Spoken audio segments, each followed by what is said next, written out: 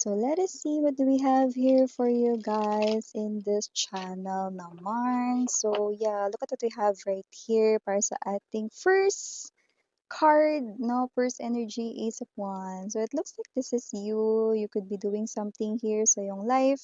Yung well-being mo umaayos na, no? And mukhang nagsasmile ka na a lot, no? Tumatawa ka na rin, no? And mukhang nag-self-care, nag-self-love ka dito, no? Mukhang inaalagaan at tinitreat mo yung sarili mo dito, no? Ng mga bagay na tingin mo ay deserve mo. And mukhang inaabot mo na rin dito yung mga goals mo dito, no? Na pwedeng related rin, no, sa'yo rito, mga dreams. Unti-unti mukhang yan ay iyon ng inaabot, no? One by one. Okay, good. Because you are stepping in your own power, no? Or power. So, let us see. Look at that. There is someone here coming to ya. Knight of Coins. An energy, no, na sa tagal ay nagkaroon na ng mga agyo at mga kung ano-anong dumi, no, sa paligid. Yan, no. Ibig sabihin, ang tagal nitong nawala. Yan. Okay, so you will be seeing someone from the past. Someone na kilalang kilala mo at malabong hindi mo makilala kahit anino niya kilala mo.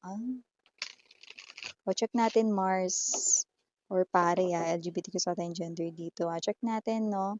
No si Balasi. Sino ba siya? Yan. No si. Yan na naman, rockstar. No si Balasi.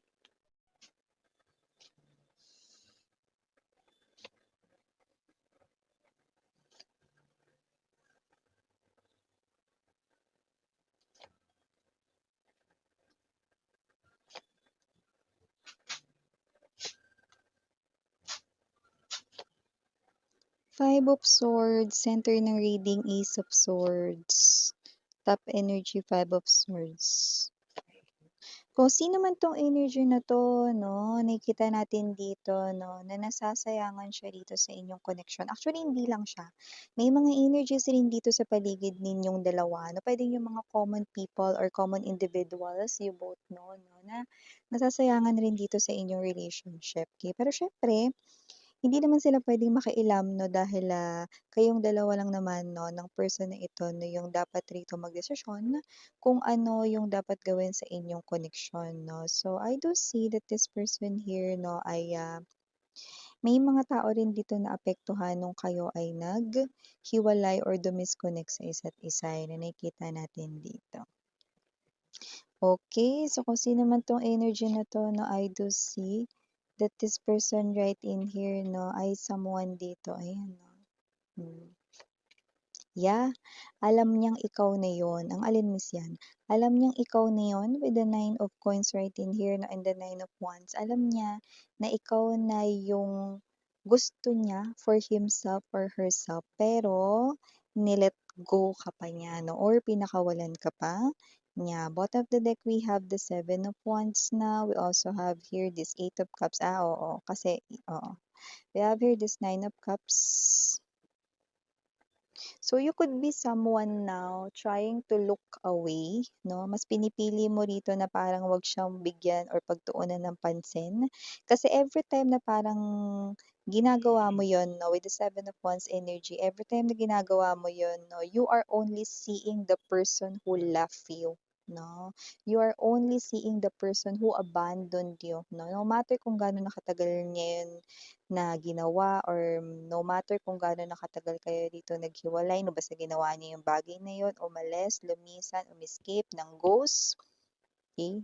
Kahit ano pang term yung gamitin niya diyan or ninyo 'no, this person here definitely left you behind. So yes, 'no, nakikita rin natin dito that this person here 'no, ay talagang nasasayangan ngayon sa inyong koneksyon, nasasayangan dito sa relationship na ito 'no, and I do see that this person here 'no, ay medyo maingay siya ngayon 'no, sa kanya ritong emotions and feelings. Hindi siya yung energy ng tumatahimik ngayon 'no. Actually, mas nagiging open siya sa mga tao sa paligid niya ngayon, kasi parang 'yan ang kanyang way para matulungan rin yung sarili niya rito 'no, na hindi rito pasanin 'no, itong, ganito kabigat na sitwasyon dito. Pero with the moon, look at how heavy this person's emotions and feelings 'no, napaka, konektado niya sa kanyang emosyon ngayon 'no. And with that Six of Cups 'no, ang tinutukoy niya ditong person ay walang iba kundi ikaw. Ayan, see? Affected much siya dito sa'yo. So nakikita natin dito that whoever this energy is, this is the type of person right in here 'no, na kasi 'di ba may mga iba na hindi rito nag-iingay 'no, may mga iba na pinipiling 'wag mag-share 'no or tumahimik lang 'di ba, 'yan. So itong energy na 'to, hindi naman yung as in talkative siya 'no, pero may mga pinagkakatiwalaan siyang mga tao 'no, na dun niya shine-share 'yan. Siguro kung sino yung kasabay niya mag-lunch 'no, whether that's group of friends 'no, na pinagkakatiwalaan niya or komportable siya sa mga iyan or puwedeng meron siya ritong best friend talaga 'no or nakakausap na puwedeng ka-close na pinsan, kamag-anak 'no or baka naman family member 'yan. So, this person here 'no, will invite you to talk things out. With the Ace of Swords energy, this person will invite you out 'no, just the two of you to talk yung kanyang mga gusto rito 'no, na gawin 'no, pagpapaliwanag 'no, excuses, yun yung nakikita ko rito 'no. But alam niya na kahit yun ay mga excuses 'no, at mga dahilan 'no, kung ba't niya yun ginawa, alam niya rito na hindi pa rin mababago nun 'no, ang nakaraan 'no. May mababago ba? Parang ganong klase ng energy yung tanong mo rito kahit sabihin niya yun, Miss Yan. Actually, depende, pero kasi sa energy ng nahagip ko dito, most of you guys 'no, hindi niyo alam kung kailangan pa ba makipag-usap, hindi niyo alam kung kailangan pa ba itawid ito 'no, at hindi niyo rin alam 'no, kung nandun pa kayo sa sitwasyon na nasasayangan rin kayo sa koneksyon ninyo. Kasi dito parang matahimik na yung buhay mo, with the Four of Swords energy parang mas nakaka-relax ka na ngayon. Iba sa inyo maaaring may anak kayo nitong person na 'to but doesn't have to be, puwede rin namang wala. Basta ngayon ay parang hindi ka na nandodoon sa energy kung saan abangers ka pa sa kanya. Two of Swords energy, maaaring hindi ka kaagad makasagot dito sa tao na 'to dahil maaaring pag-isipan mo kung ikaw ba ay makikipagkita or makikipag-usap sa kanya. Keri lang kasi mga babes 'no, kung ayaw mo naman talaga na makipag-usap sa kanya or hindi ka pa ready makipag-usap sa kanya 'no, bakit ka makikipag-usap? 'Di ba? So, bago natin pag-usapan ito more, batiin muna natin everybody. Hi and hello there everyone, my name is Yan. Welcome new subscribers. Sa training Istam buyers, puyaters, thank you so much. At kung hindi niyo pa knows my main channel tayo, The High Priestess, link down below sa ating description box if interested, no, pwede rin kayong tumambay there. And of course, okay, pwede nyo rito panoorin yung ating mga collective readings, no, both channels, yan, no, kahit na mga matagal na mga uploaded yan, timeless. Wala tayong time period sa tarot 'no, kasi maaaring kahit matagal na uploaded ng isang video reading kung tinatawag ang atensyon ninyo, yun pa lang ang right time, ibig sabihin na mapakinggan mo ang, mga messages na nakapaloob doon. Kasi baka yun ay for ya 'no, na akmang-akma sa iyong sitwasyon. So, nakikita ko dito with the Six of Pentacles in reverse and the Temperance 'no. This is you, ayaw mo rin naman na parang humarap sa kanya at makipagplastikan lang, ayan 'no. So dito kasi yung energy mo is hindi ka haharap sa isang energy na parang like a close old friend, kundi parang yung energy 'no na parang ano na, over na 'no. It's anymore na parang more likely unfinished business sa kanya pero sa'yo, over na yung iyo rito na pagtrato sa inyong connection, na finally over, gano'n, okey? Pero sa kanya unfinished business pa 'yan. So, parang ikaw sa energy mo hindi ka kaagad dito makaka-reply sa kanya or hindi ka kaagad makakasagot 'no, kahit tanong niya pa 'yan sa tawag sa iyo, nakikita natin dito with the temperance 'no, you will definitely think about this first. Pero yung iba nakikita ko rito na talagang wala na kayo diyan talaga pakialam kasi nakita ko rito na makakalimutan niyo 'yan. At maaaring malampasan pa 'yan 'no, kumbaga sa bayarin 'no, maaaring lumampas pa talaga kayo sa due date, 'yan 'no. So nakita natin dito na talagang makakalimutan ninyo kasi hindi na nga importante. Kasi kapagka importante, isusulat niyo pa 'yan sa journal, sa notebook niyo, ilalagay niyo 'yan sa calendar ng cellphone niyo. Excited kayo paghahandaan niyo 'yan, magbibihis, magpupustura, papaganda, magpa-parlor, magpapasalon, pupunta sa mga skincare clinic 'no, babae, lalaki, LGBT. Yun ang excited. Pero kayo 'no, para lumampas kayo rito, iba sa inyo, makakalimutan niyo talaga na meron kayo ritong pupuntahan or lakad, ibig sabihin hindi na yun mahalaga. Ibig sabihin parang sa lahat ng gagawin mo yun ay talagang matik, auto nasa dulo. Yan yung nakikita natin dito, okey?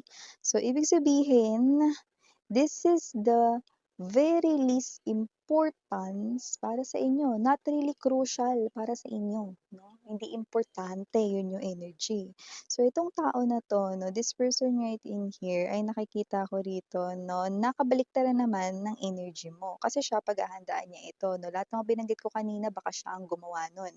Magpapasalon, papagupit ng buhok, babaguhin hairstyle, babaguhin hair color, magpapa skincare 'no, ritual or routine dito 'no, paghahandaan niya ito baka bumili pa nga siya ng bagong damit, yun nakikita natin dito 'no, or bagong jupatos, 'di ba?